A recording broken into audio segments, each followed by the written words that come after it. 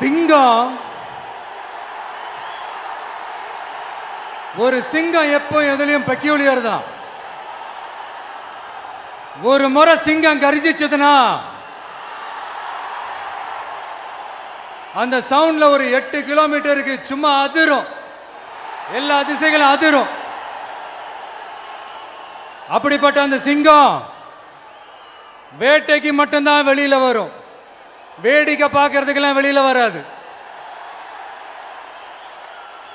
வேட்டையில கூட உயிரோடு இருக்கிற மிருகங்களை தான் வேட்டையாடும். அதுலயும் பெரும்பாலும் தன்னை விட பெரிய சைஸ் உள்ள மிருகங்களை தான் குறி வச்சு தாக்கும், ஜெயிக்கும்.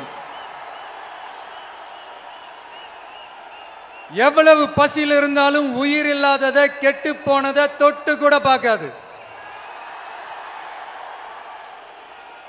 அப்படிப்பட்ட அந்த சிங்கம் அவ்வளவு ஈஸியா எதையும் தொடாது, தொட்டா விடாது.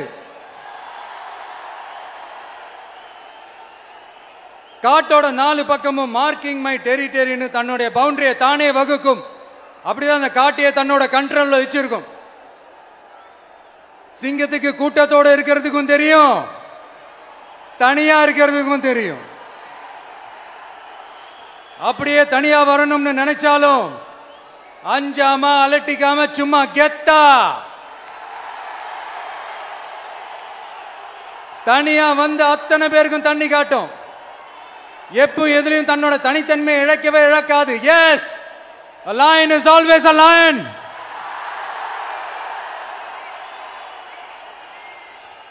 There are so many jackals and other animals in the forest, but there will be only one lion. And even if it is single, it will be the king of jungle. It is not only a description but also a clear declaration. சிங்கத்தை பத்தி பேசிட்டு நம்ம சிங்க குட்டிகளையும் சிங்க பெண்களையும் பத்தி நம்ம பேசாம இருக்க முடியுமா? அவங்களை எப்படி நான் மறப்பேன்? அவங்க தான் என்னுடைய உயிராச்சே, என் நெஞ்சில் குடியிருக்கும்.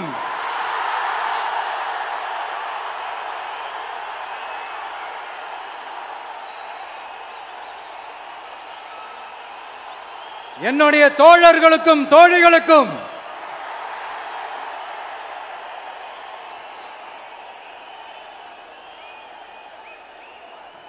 நேர்ல வர முடியாத சூழல்ல வீட்டில் இருந்துகிட்டே நம்மளோட இந்த மாநாட்டில் நேரலை வாயிலாக கலந்துகிட்டு இருக்கிற என்னுடைய அம்மாக்கள், அக்கா தங்கைகள், அண்ணன் தம்பிகள், நண்பர்கள் அனைவருக்கும் என்னோட உயிர் வணக்கம். என்னோட உயிர் வணக்கம், என்னோட உயிர் வணக்கம்.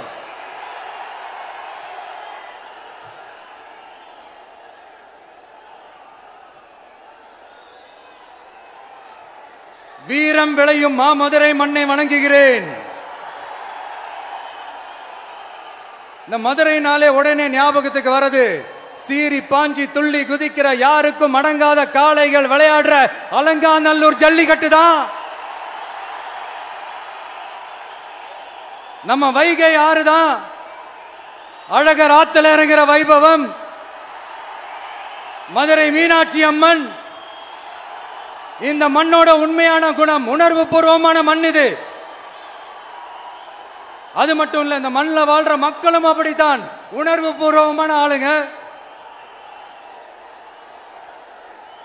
நான் இந்த மண்ணில் கால் எடுத்து வச்ச உடனே ஒரே ஒருத்தரை பத்தி தான் மனசுக்குள்ள ஓடிக்கிட்டே இருந்தது. அவர் யாருன்னு உங்களுக்கும் தெரிஞ்சிருக்கும். சினிமானாலும் சரி, அரசியல்னாலும் சரி, நமக்கு ரொம்ப ரொம்ப பிடிச்சது புரட்சி தலைவர் எம்ஜிஆர் அவர்கள் தான். அவரோட பழகிறதுக்கு எனக்கு வாய்ப்பு கிடைக்கல. ஆனா அவரை மாதிரியே குணம் கொண்ட என்னுடைய அண்ணன் புரட்சி கலைஞர் கேப்டன் விஜயகாந்த் அவர்களோட பழகிறதுக்கு எனக்கு நிறையவே வாய்ப்பு கிடைச்சது. அவரும் இந்த மதுரை மண்ணை சேர்ந்தவர் தானே, அவரை மறக்க முடியுமா? தமிழ்நாட்டு மக்கள் உணர்வுபூர்வமா உண்மையா நம்ம பக்கத்திலே நிக்கிறவங்க, அதுக்கு ஒரு மிகப்பெரிய அடையாளம் தான் இந்த மதுரை மண். நம்ம தமிழக வெற்றி கழகம் கையில் எடுத்திருக்கிற அரசியலும் அப்படித்தான். உண்மையான அரசியல், உணர்வு பூர்வமான அரசியல், நல்ல அரசியல், நல்லவங்களுக்கான அரசியல், நாட்டு மக்களுக்கான அரசியல், நல்லது மட்டுமே செய்கிற அரசியல்.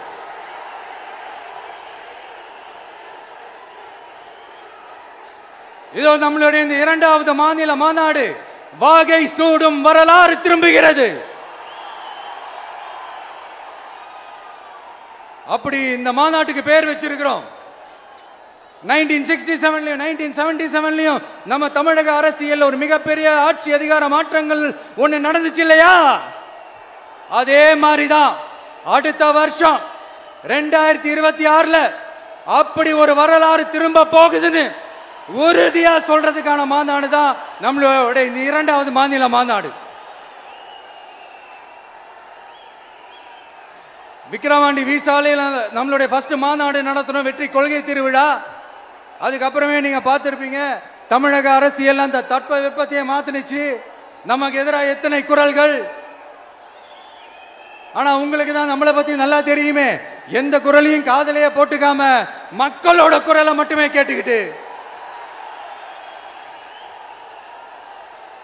நமக்கு எதிராக வர அத்தனை கூக்குரல்களையும் சின்னதா ஒரு சிரிப்போடவே கடந்து வந்திருக்கிறோம். அது இல்லாம நம்ம மாநாட்டில் ஒலிக்கிற இந்த குரல் இந்த ஒற்றை தமிழ் மகனோட குரல் மட்டுமல்ல, ஒட்டுமொத்த தமிழ்நாட்டு மக்களுடைய குரல். தமிழ்நாட்டில் இருக்கிற ஒவ்வொரு வீட்டில இருந்தும் ஒலிக்கிற குரல், ஒட்டுமொத்த உலகெங்கும் வாழும் ஒவ்வொரு தமிழ் வீட்டிலிருந்தும் எழும் குரல். இந்த சினிமா என்கிற மாபெரும் கலை ஆயுதத்தின் வாயிலாக சாதி, மதம், இனம், பாலினம், மொழி கடந்து இந்த நாட்டின் மூளை முடுக்கெங்கும் ரசிகர்களாக இருந்து தோழர்களாக நம்மோடு பயணிக்க துவங்கியுள்ள அனைவரோடும் இணைந்த ஒவ்வொரு மனிதருக்காகவும் ஒலிக்கிற உரிமை குரல். மாநில உரிமைக்காக, பெண் உரிமைக்காக, சமூக நீதிக்காக, சமநீதிக்காக, மதச்சார்பின்மைக்காக உண்மையா ஒலிக்கிற குரல். அதனால் இந்த குரலுக்கு எதிராக இன்னும் இன்னும் எத்தனை குரல்கள் வந்தாலும் ஓங்கி ஒலிக்குமே தவிர ஒரு நாளும் ஓயவே ஓயாது. Yes, it is an unstoppable voice, an unstoppable force.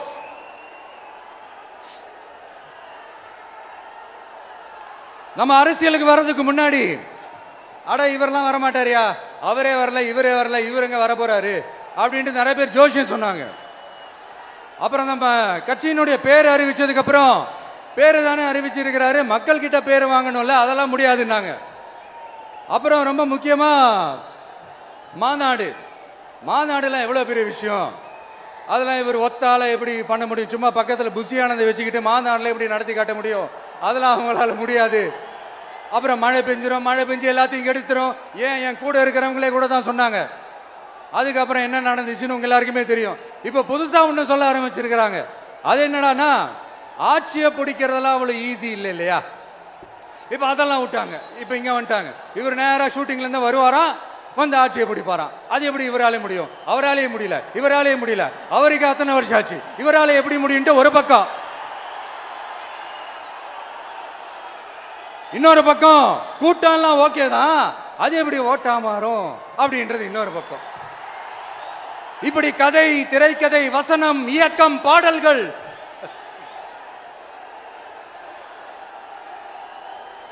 அதனால இந்த அரசியல் ஆய்வாளர்களுக்கு நான் சொல்றதெல்லாம் ஒன்னேதான், நல்லா கேட்டுக்கங்க. இந்த விஜய் ஏதோ இந்த பல லட்சம் பேர் கூடுற கூட்டத்தில் மட்டுமே இருக்கிறாரு அப்படின்னு மட்டும் தப்பு கணக்கு போட்டாதீங்க. ஏன்னா நம்மளுடைய இந்த கூட்டம் வெறும் ஓட்டா மட்டும் இல்லைங்க, வரப்போற தேர்தலில் மக்கள் விரோத ஆட்சியாளர்களுக்கு நாம வைக்க போற வேட்டா, நம்மளை கோட்டைக்கு அனுப்ப போற ரூட்டா இருக்க போதுன்னு சீக்கிரமாவே தெரிஞ்சுப்பீங்க. ஏன்னா கோடிக்கணக்கானவங்களோட ஹார்ட்லயும் வீட்லயும் ஏற்கனவே ஆல்ரெடி உயிரா, உணர்வா, உறவா இருக்கிறோம். நம்மளுடைய கனெக்ட் எல்லாம் வெறும் மக்களோட மட்டும்தான். நாம யாருன்னு அவங்களுக்கு தெரியும், அவங்க யாருன்னு நமக்கு தெரியும். நாமளும் நம்ம மக்களும் எப்படி இருக்கிறோம்னு எதிரிகளுக்கு நல்லாவே தெரியும். இருந்தாலும் இந்த விஜய் எதுக்குப்பா வந்திருக்கிறாரு, இவர் என்ன புதுசா என்ன திட்டம்லாம் சொல்லிட்டாரு அப்படின்னு வேற நிறைய கேள்விகள். இந்த சொல்றேன் தெரிஞ்சுக்கங்க.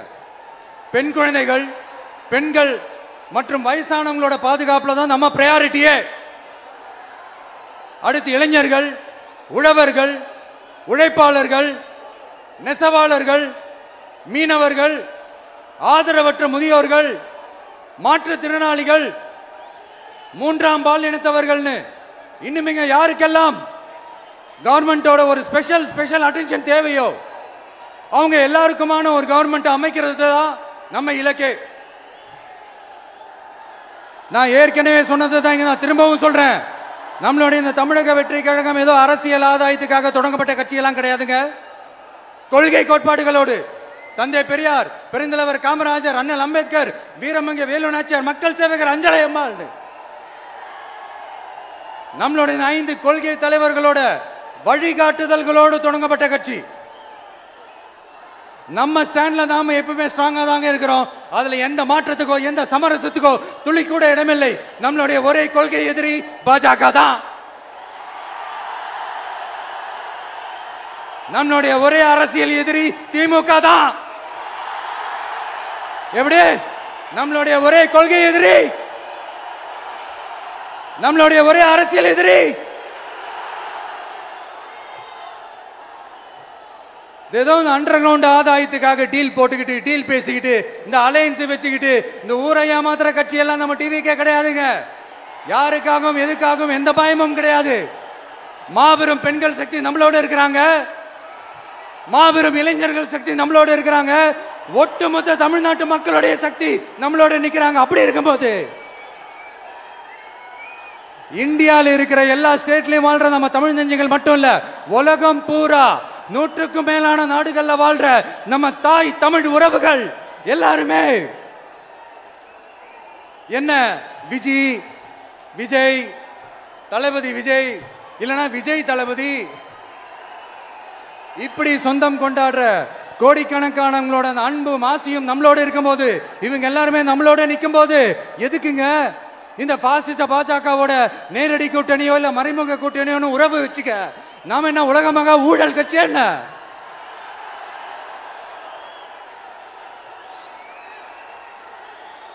நம்மளை பத்தி சின்னதா ஒரு உண்மை ஒண்ணு சொல்லலாமா?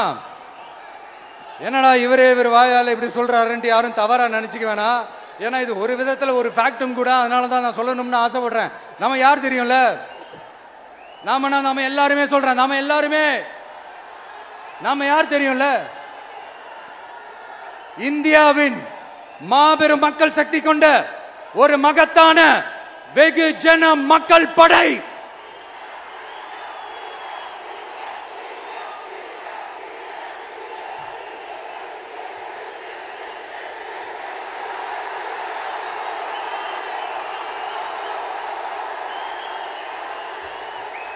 அதனால நம்ம தலைமையில நாம் அமைக்க போற இந்த உண்மையான மக்களாட்சிக்கான அச்சாரமாக மாபெரும் மக்கள் சக்தியே அணி அணியாக நம்மளோட திரண்டு நிக்கிறப்போ இந்த அடிமை கூட்டணியில சேர வேண்டிய அவசியம் நமக்கு இருக்குங்க. நம்மளுடைய இந்த கூட்டணி சுயமிழந்த கூட்டணியெல்லாம் இருக்காது, சுய மரியாதை கூட்டணியா தான் இருக்கும். இந்த ஒரு பக்கம் RSS கிட்ட அடிபணிஞ்சுக்கிட்டு, இன்னொரு பக்கம் மதச்சார்பற்ற கூட்டணின்னு இந்த மக்களை ஏமாத்துற கூட்டணியெல்லாம் நம்ம கூட்டணி இருக்காது.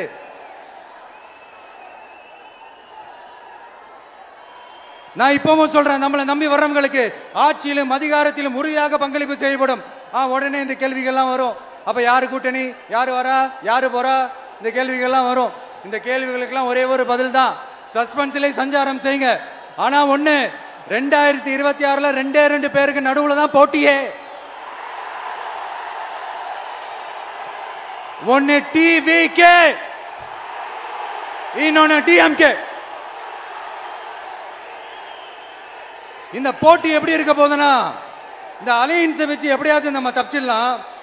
என்ன இந்த பழைய இந்த மேத்தமேட்டிக்ஸ், அரித்மேட்டிக்ஸ் இதெல்லாம் வச்சு எப்படியாவது நம்ம தப்பிச்சிடலாம் அப்படின்னு நினைக்கிறவங்களோட அந்த கனவு ஒரு நாளும் மைப்படாது. சரி, இப்ப நம்ம வேற ஒரு ஏரியாவுக்கு ஒண்ணு வருவோம். எதிர்காலம் வரும், என் கடமை வரும், இந்த கூட்டத்தின் ஆட்டத்தை ஒழிப்பேன்.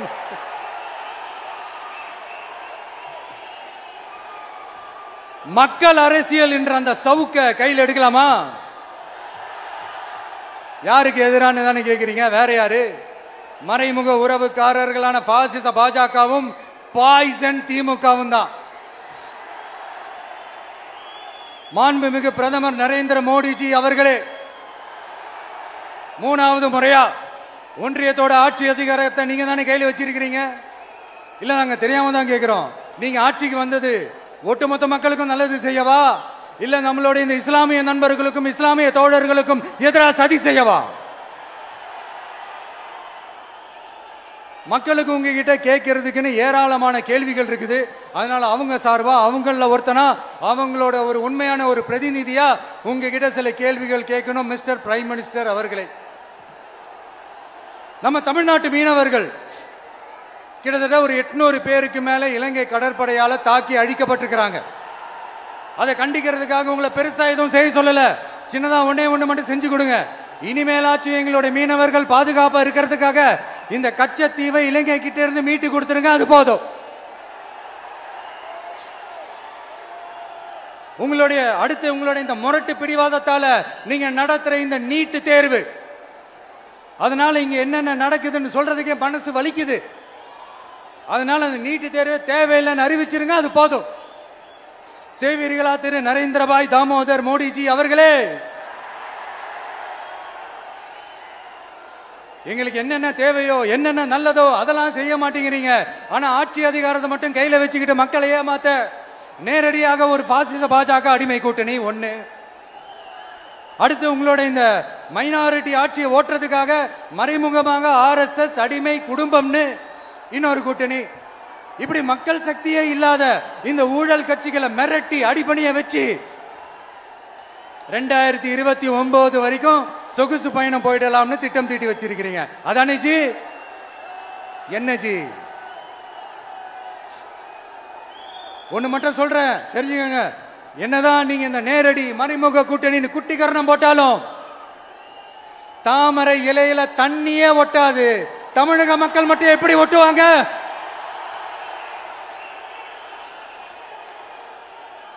இங்க ஒரு MP சீட்டு கூட தரலன்றதுக்காக தமிழ்நாட்டுக்கும் தமிழ்நாட்டு மக்களுக்கும் எதுவுமே செய்யாம ஓரவஞ்சனை செய்யுது இந்த ஒன்றிய பாஜக அரசு.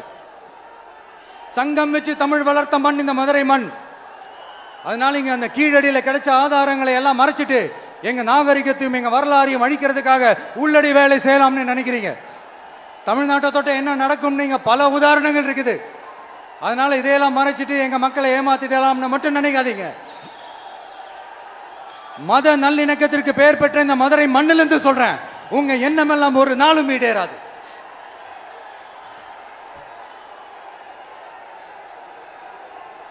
எம்ஜிஆர்னா யார் தெரியும்ல? அவர் மாஸ்னா என்னன்னு தெரியும்ல?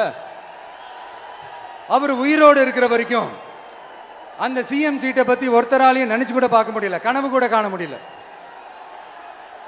எப்படியாவது அந்த சிஎம் சீட்டை என்கிட்ட கொடுத்துருங்க, என் நண்பர் எம்ஜிஆர் திரும்ப வந்ததுக்கு அப்புறம் நான் திருப்பி கொடுத்துறேன்னு தன்னோட எதிரியை கூட மக்கள் கிட்ட கெஞ்ச வச்சவர் எம்ஜிஆர். எப்படி கெஞ்ச வச்சவர்? அதனால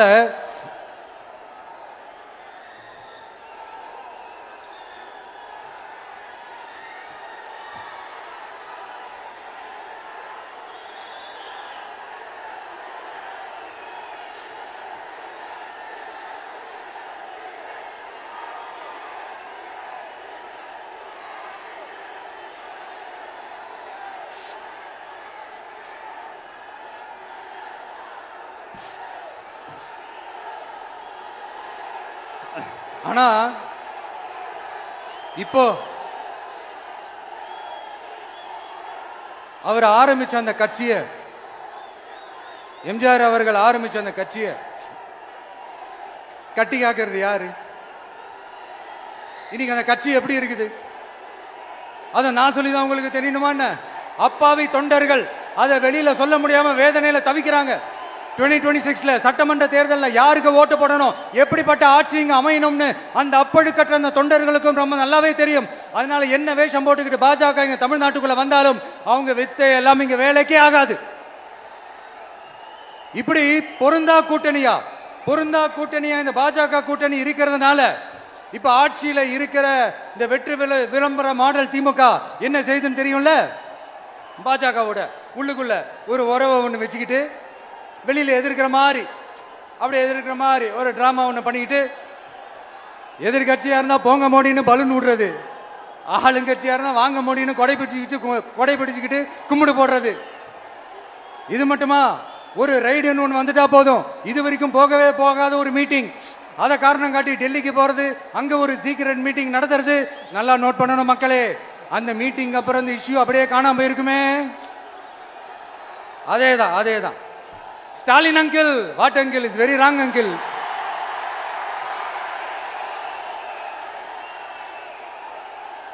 இப்படி தமிழ்நாட்டில் இப்ப நடக்கிற இந்த ஆட்சியினுடைய லட்சணத்தை பார்த்துக்கிட்டு நாம எப்படி சும்மா இருக்க முடியும்? ஒரு தவறு செய்தால், அதை தெரிந்து செய்தால், அவர் கபட நாடக மு.க. ஸ்டாலின் அங்கிளாகவே இருந்தாலும், அங்கிள் உங்களுக்கு மனசாட்சின்னு ஒண்ணு இருந்துச்சுன்னா நாங்க கேட்கிற கேள்விகளுக்கு மட்டும் கொஞ்சம் பதில் சொல்லுங்க அங்கிள். நீங்க நடத்துற இந்த ஆட்சியில நேர்மை இருக்கா? நியாயம் இருக்கா? ஊழல் இல்லாம இருக்கா? சட்டம் ஒழுங்கு சரியா இருக்கா? பெண்களுக்கு பாதுகாப்பு இருக்கா? பொதுமக்களுக்கு பாதுகாப்பு இருக்கா? இயற்கை வளங்களுக்கு பாதுகாப்பு இருக்கா? சொல்லுங்க மை டியர் அங்கிள், சொல்லுங்க. டாஸ்மாக்ல மட்டுமே இது வரைக்கும் 1000 கோடிக்கு மேல ஊழல் சொல்றாங்க. அதுல மட்டுமா தப்பு நடக்குது? வேற எதுல தான் நடக்கல? உலகத்திலே மிஸ்டர் கிளீன் ரெக்கார்ட்ஸ் எல்லாம் உங்களுக்கும் உங்க கூட இருக்கிறவங்களுக்கும் மட்டும்தான் அங்கிள் கொடுக்கணும். இதை பார்த்து வாயே இல்லாத ஊரு கூட வயிறு வலிக்கு சிரிக்குது. பெண்களுக்கு 1000 ரூபாய் கொடுத்துட்டீங்கன்னா போதுமா அங்கிள்? அப்படியே அது மூடி மறைச்சிடலான்னு பாக்குறீங்களா? படிக்கிற இடத்துல, வேலைக்கு போற இடத்துல, வெளியில போற இடத்துலன்னு அவங்களுக்கு பாதுகாப்பே இல்லைன்னு ஒட்டுமொத்த பெண்களும் கதறாங்க. அந்த கதறல் சத்தம் ஏதாவது உங்க காதுல கேக்குதா அங்கிள்? இதுல வேற உங்க அப்பான்னு கூப்பிடுறாங்கன்னு வேற சொல்றீங்க. What is this uncle? Is very very wrong uncle, is very very wrong. பெண்களுக்கு மட்டுமா பொய் வாக்குறுதி கொடுத்து ஏமாத்துறீங்க? அரசு ஊழியர்கள், ஆசிரியர்களை ஏமாத்துறீங்க, விவசாயிகளை ஏமாத்துறீங்க, பரந்தூர்ல பாதிப்பே வராதுன்னு சொல்லி ஏமாத்துறீங்க, மீனவர்களை ஏமாத்துறீங்க, போதைப் பொருள் கலாச்சாரத்தை ஒழிக்காம ஏமாத்துறீங்க. ஐயோ very very வஸ்ட் uncle, very very வஸ்ட். எப்படி கேட்டாலும் இவங்க கிட்ட இருந்து எந்த பதிலும் வரப்போறதில்லை. ஏன்னா இருந்தா தானே. இப்ப ஆட்சியில இருக்கிற நம்மளுடைய அங்கிள் பதில் சொல்றது இருக்கட்டும். மக்களை நீங்க சொல்லுங்க, நீங்க உண்மையை சொல்லுங்க. செய்வோம்னு சொன்னாங்களே, சொன்னதெல்லாம் செஞ்சாங்களா? உங்களை தான் கேக்குறேன், சொன்னதெல்லாம் செஞ்சாங்களா? சத்தமா மை டியர் அங்கிள், கேக்குதா? மக்களோட சத்தம் கேக்குதா? இது வெறும் சாதாரணமான முழக்கம் தான். கூடிய சீக்கிரம் மக்களை போய் சந்திக்க போறேன், அவங்களோட மனசு விட்டு பேச போறேன். அதுக்கப்புறம் இந்த சாதாரணமான முழக்கம் இடி முழக்கமா மாறும். அத்தோட நிக்காது. அந்த இடி முழக்கம் தமிழ்நாட்டோட போர் முழக்கமா மாறும். அந்த போர் முழக்கம் உங்களை ஒரு நிமிஷம் கூட தூங்க விடாது. நடக்குதா இல்லையான்னு பாருங்க. என்னடா இவன் இவ்வளவு ஸ்ட்ராங்கா சொல்றானேன்னு பாக்குறீங்களா? எல்லாரும் கட்சி ஆரம்பிச்சதுக்கு அப்புறம் தான் ஒவ்வொரு வீட்டுக்குள்ளேயும் போறதுக்கு ட்ரை பண்ணுவாங்க. ஆனா நாங்க அப்படி இல்லை. ஒவ்வொரு வீட்டுக்குள்ளேயும் போனதுக்கு அப்புறம் தான் கட்சியாவே ஆரம்பிச்சிருக்கிறோம்.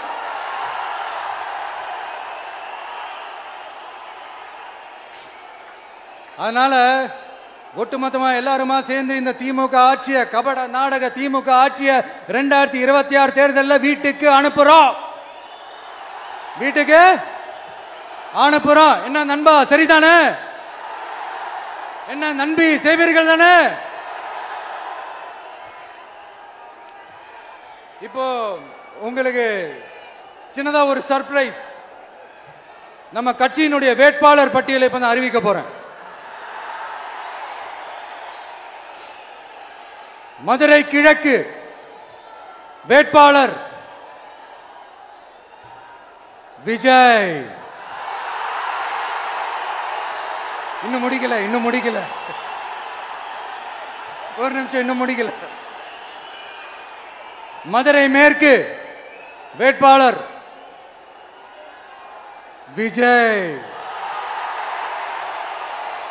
மதுரை மத்தி வேட்பாளர் விஜய். மதுரை தெற்கு வேட்பாளர் விஜய். மதுரை வடக்கு வேட்பாளர் விஜய். மேலூர் விஜய். சோழவந்தான் விஜய். திருப்பரங்குன்றம் விஜய். திருமங்கலம் விஜய். உசிலம்பட்டி விஜய்.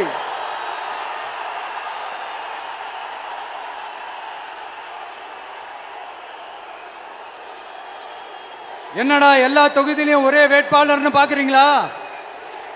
234 தொகுதியிலையும் இந்த விஜய் தான், அதாவது உங்க விஜய் தான் உங்க சின்னம். இன்னும் சிம்பிளா சொல்லணும்னா உங்க வீட்டில் இருக்கிற ஒருத்தர் தான் வேட்பாளரா நிக்க போறாங்க.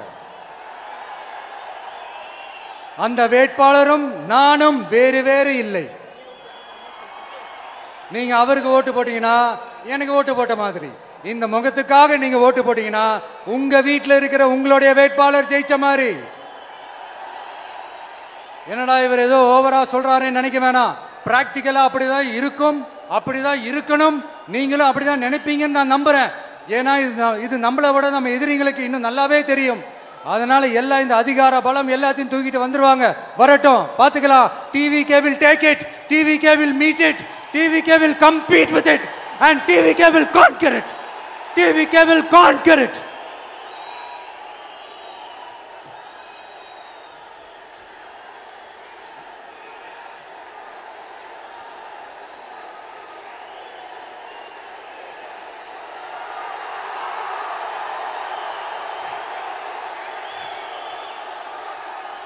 இந்த நேரத்தில் நம்ம மனசுல இருக்கிறத மக்கள் கிட்ட சொல்லி ஆகணும். தூத்துக்குடி ஸ்னோலினோட அம்மா என்ன அவங்களோட தம்பி, இன்னும் அவங்க பொண்ணுக்கு நான் தாய் மாமன்னு சொன்னாங்க. அந்த அக்காவோட குழந்தைக்கு மட்டும் இல்லைங்க, என்ன அண்ணனா தம்பியா நினைக்கிற தமிழ்நாட்டில் இருக்கிற என்னோட எல்லா சகோதரிகளின் குழந்தைகளுக்கும் நான் இன்னைக்கு மட்டும் இல்ல, என்னைக்குமே ஒரு தாய் மாமனா தான் இருப்பேன்.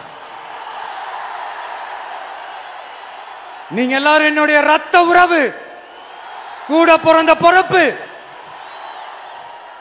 என் வீட்டு ரேஷன் கார்டுல வேணா உங்க பேர் இல்லாம இருக்கலாம், உங்க வீட்டு ரேஷன் கார்டுல வேணா என் பேர் இல்லாம இருக்கலாம். ஆனா நாம் எல்லாரும் ஒண்ணுதான், உறவுதான். நமக்கு இடையே எந்த அரசியலும் உள்ள நுழையவே முடியாது. என்கிட்ட இருந்து உங்களையும் உங்ககிட்ட இருந்து என்னையும் எந்த சக்தியாலும் பிரிக்கவே முடியாது. அப்புறம் நான் ஒன்னும் இந்த மார்க்கெட் போனதுக்கு அப்புறம், ரிட்டையர் ஆனதுக்கு அப்புறம் அடைக்கலம் தேடி அரசியலுக்கு வரல, படைக்கலனோட வந்திருக்கிறோம். பவர்ஃபுல் போர்ஸோட, மாபெரும் படை வரிசையோட, எல்லாத்துக்கும் தயாராகி தான் வந்திருக்கிறோம். இவ்வளவு தயாரா நாம அரசியலுக்கு வர்றதுக்கு ரொம்ப ரொம்ப முக்கிய காரணம் ஒண்ணு இருக்கு. அது என்ன தெரியுமா? நன்றி கடன், நன்றி கடன், நன்றி கடன். கிட்டத்தட்ட ஒரு 30 வருஷமா, 30 வருஷத்துக்கு மேல நீங்க தான், நம்ம மக்கள் தான் என் கூட நிக்கிறீங்க, எனக்காக நிக்கிறீங்க, என்னை தாங்கி பிடிக்கிறீங்க, மனசுல ஏந்தி பிடிக்கிறீங்க, தாய் அன்போட மடியில ஏந்திக்கிறீங்க. உண்மையை சொல்லணும்னா வேற யாரை விடவும் எனக்கு இந்த அன்பையும் ஆதரவையும் கொடுத்திருக்கிறீங்க. என் மேல உயிரையே வச்சிருக்கிறீங்க. என்ன உங்க வீட்டுல ஒருத்தனாவே ஆக்கிட்டீங்க. நீங்க எனக்கு கடவுள் கொடுத்த வரம்.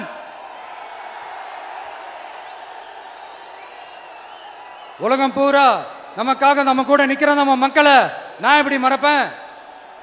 நான் என் லைஃப்ல ரொம்ப உயிரா நினைக்கிறதே பெண்களை, குழந்தைங்களை, இளைஞர்களை, உழைக்கிற மக்களை தான். இவங்க தான் நம்மளோட வகைரா. இத பார்த்துதான் நம்மளோட எதிரிகளுக்கு பத்தி எரியுது. அதுக்காக நாம என்ன செய்ய முடியும்? அதனால நம்ம உறவுகளை, சொந்தத்தை, வகைராவை யாருக்காகவும் எதுக்காகவும் விட்டு கொடுக்க முடியாது இல்லையா? Here at this moment among this August gathering, I want to open my heart and say I enjoy people, I respect people, I worship people.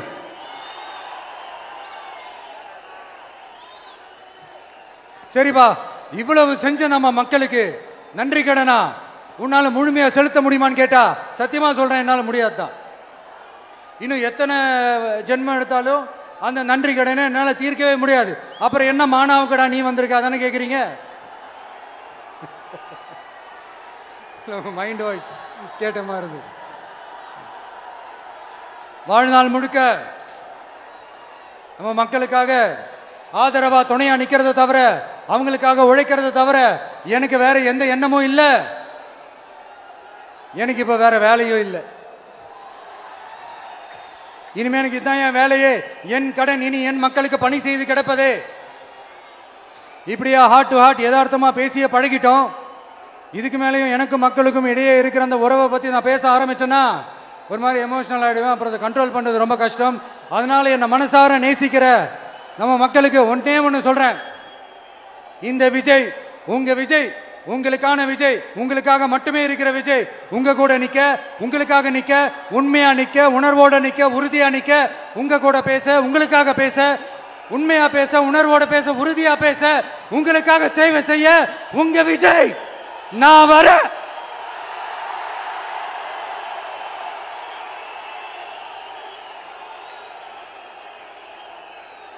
சொல்லல முக்கியம், செயல் செயல் செயல் தான் முக்கியம்.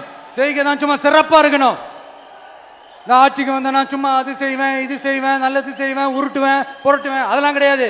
செய்யறதுக்கு, நல்லது செய்யறதுக்கு, நல்லது செய்யறதுக்கு மட்டும்தான் இந்த விஜய்.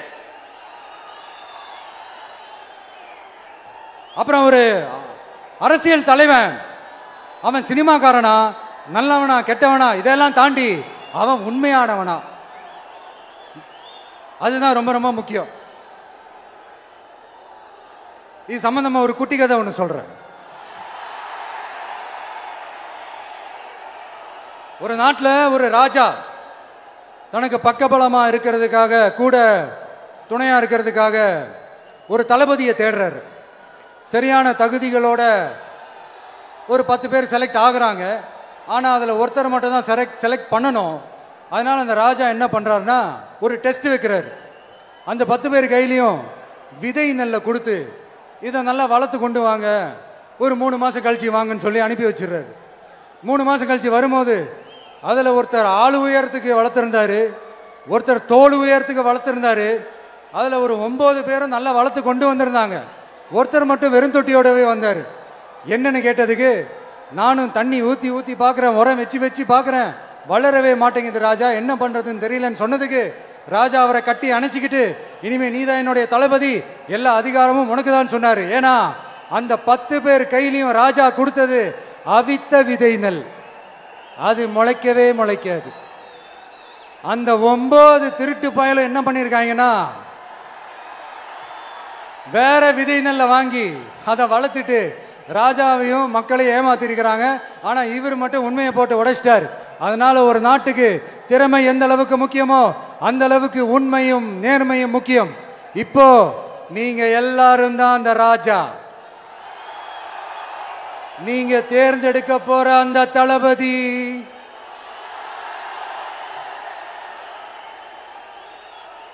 சும்மா சினிமாக்காரன் சினிமாக்காரன் சினிமாக்காரன். அம்பேத்கர் அவர்களை தோக்கடிச்சது சினிமாக்காரன் இல்ல, அரசியல்வாதி. காமராஜர் அவர்களை தோக்கடிச்சது, இங்க விருதுநகர் பகுதியில் தோக்கடிச்சது சினிமாக்காரன் இல்ல, இன்னொரு அரசியல்வாதி. இன்னைக்கும் நம்ம கூட வாழ்ந்துட்டு இருக்கிற நல்ல கண்ணு ஐயாவை தோக்கடிச்சது சினிமாக்காரன் இல்ல, அரசியல்வாதி. இப்படிப்பட்ட நல்ல நல்ல தலைவர்களை எதிர்த்து நின்று தோக்கடிக்கணும்னு அந்த எண்ணத்தை உருவாக்குனது சினிமாக்காரன் இல்ல, அரசியல்வாதி. அதனால எல்லா அரசியல்வாதியும் அறிவாளியும் கிடையாது, எல்லா சினிமாக்காரனும் முட்டாளும் கிடையாது. கான்பிடண்டா இருங்க, நல்லதே நடக்கும், வெற்றி நிச்சயம். மீண்டும் சந்திக்கும் வரை நன்றி, வணக்கம்.